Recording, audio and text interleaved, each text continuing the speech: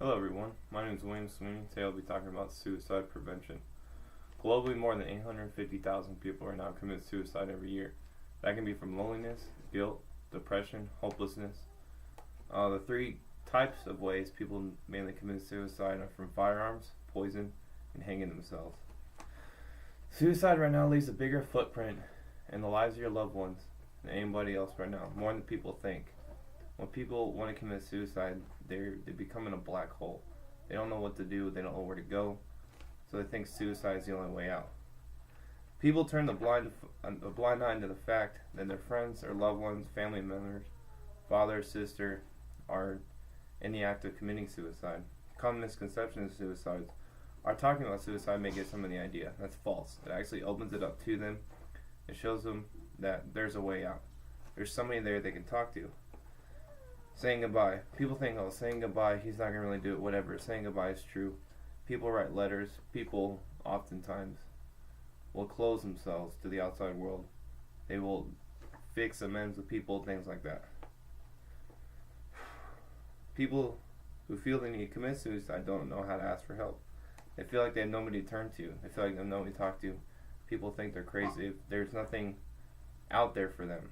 So what I'm asking you as a solution towards the problem is always be there to ask somebody. Talk to them, make them feel like there's somebody there for them, because that's the hardest part. I've talked to somebody one time wanting to commit suicide that felt like every day was a shade of black. There wasn't a blue sky, there wasn't a bright moon, wasn't a bright sun, there wasn't flowers, everything was just black. The reason people commit suicide is they believe that it's the only escape. No matter how big or how small their problems is, how many times they add up, how many obstacles they face every week, it's the only escape. It's also to seek a solution.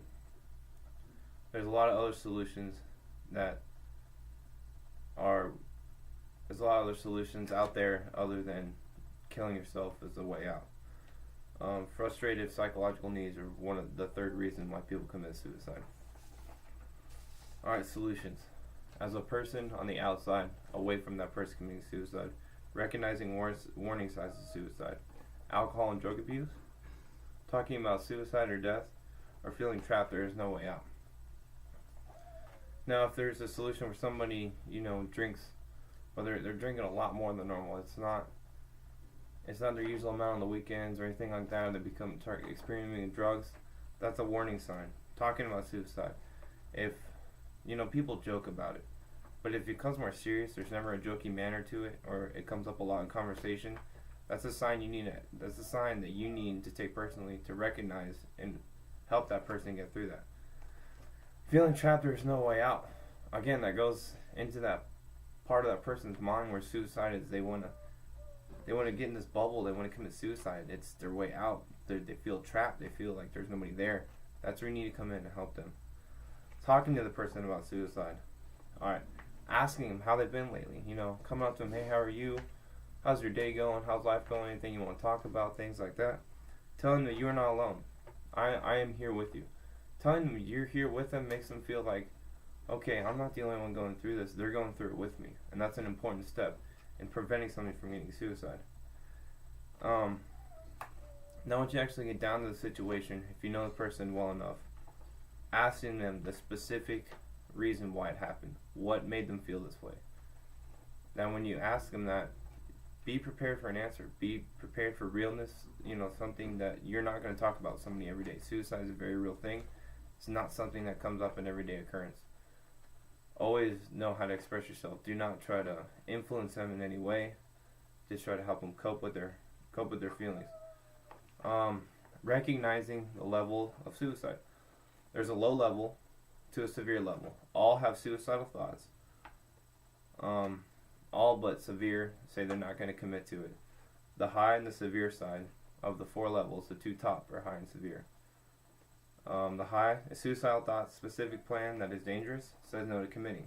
A severe, they have a dangerous plan and they say they will commit.